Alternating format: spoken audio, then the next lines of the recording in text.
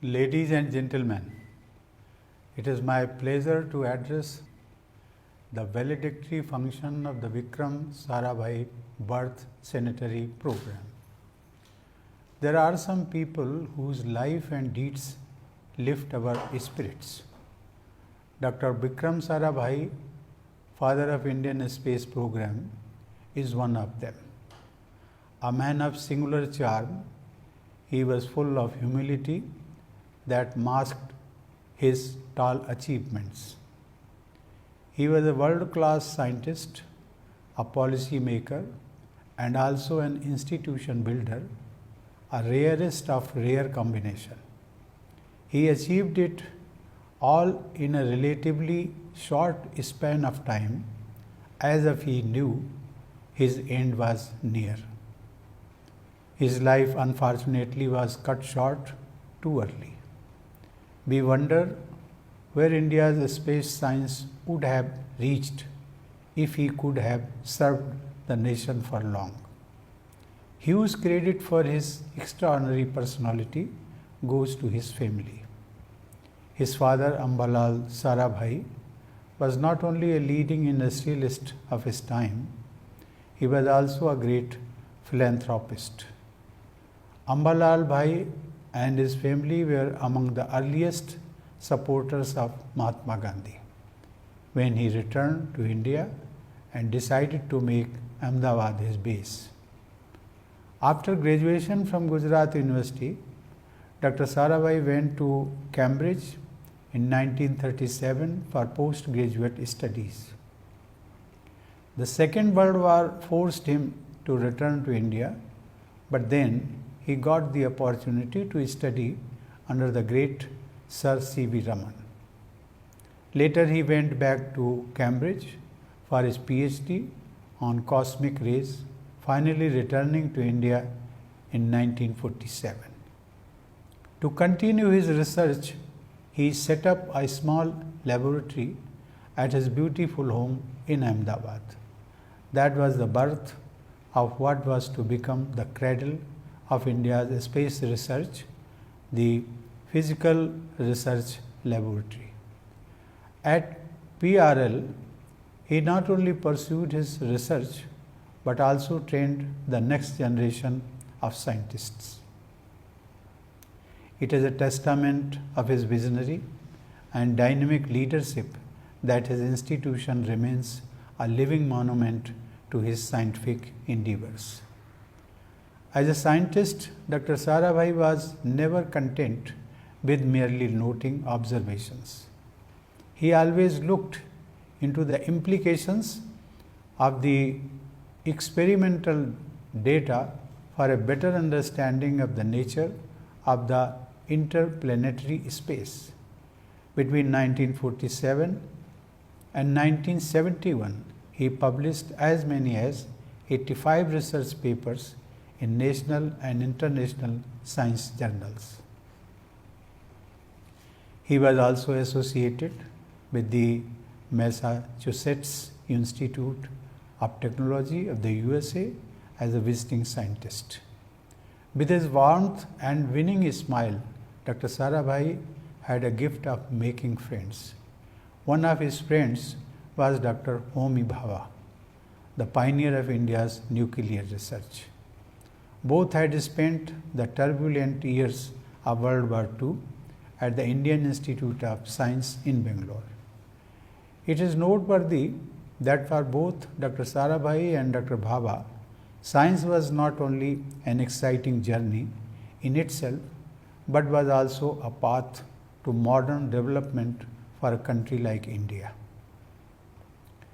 Ladies and gentlemen, when the whole world was using space for military domination, Dr. Sarabhai thought that for India, with its immense size and diversity, the space technology is the suitable platform for fast-track development. Dr. Sarabhai's enthusiasm was fired up when the erstwhile USSR launched the first artificial Earth satellite called Sputnik in 1957. He convinced the government that even India could go to the moon. This led to the creation of the Indian Space Research Organization. Dr. Sarabhai had the uncanny ability to attract talent. He convened an army of brilliant scientists, anthropologists, communicators, and social scientists from all corners of the country to spearhead the Indian space program. One of my great predecessors, Dr. APJ Abdul Kalam, was among them. He always remembered Dr. Sarabhai fondly and called him a great teacher. Dr. Sarabhai was also a great pragmatist.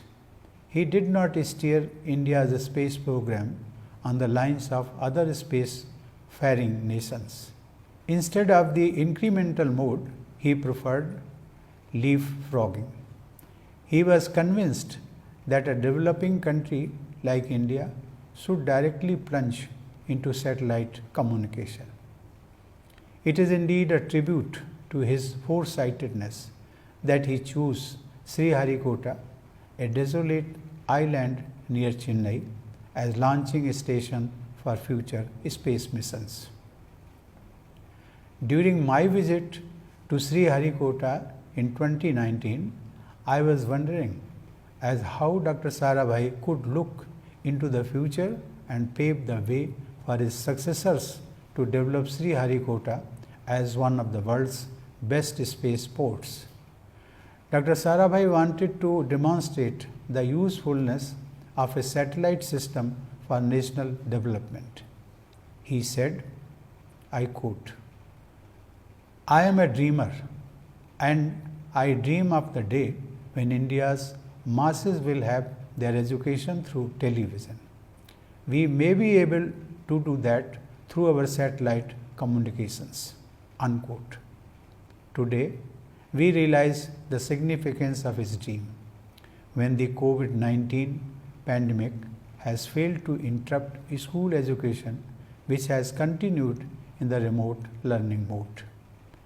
Dear friends, from such humble yet ambitious beginnings, we have reached the stage where preparations are on to launch a human space flight.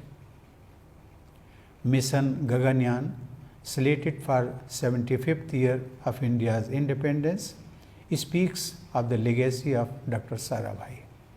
The government has paid a fitting tribute to the legendary scientist by announcing space sector reforms in the birth centenary year of Dr. Sarabhai. He famously said, I quote, we must be second to none in the application of advanced technologies to the real problems of man and society, unquote. When India strived to become more Atmanirbhar, we realize the significance of his words. He was convinced that the living conditions of the masses can be improved by creating institutions in which science and technology are properly nurtured. The city of Ahmedabad has been fortunate in having numerous institutions set up through his efforts. They include the world-renowned PRL and Indian Institute of Management. They also include the delightful Community Science Center, which is the best example of promotion of the true spirit of science among children. Offering a fitting tribute to the great man, the Department of Space and Department of Atomic Energy chalked out the year-long Vikram Sarabhai Birth Centenary program. Various events, including lectures by eminent speakers, exhibitions, and competitions for students, were organized at around 100 places across the country. The ISRO also organized mobile exhibitions in many cities and villages. I am told the enthusiasm shown by people, especially the youth, has been overwhelming. I take this opportunity to pay my tributes to Dr. Sarabhai, the great visionary son of India. I compliment the Department of Space and Department of Atomic Energy for organizing today's function.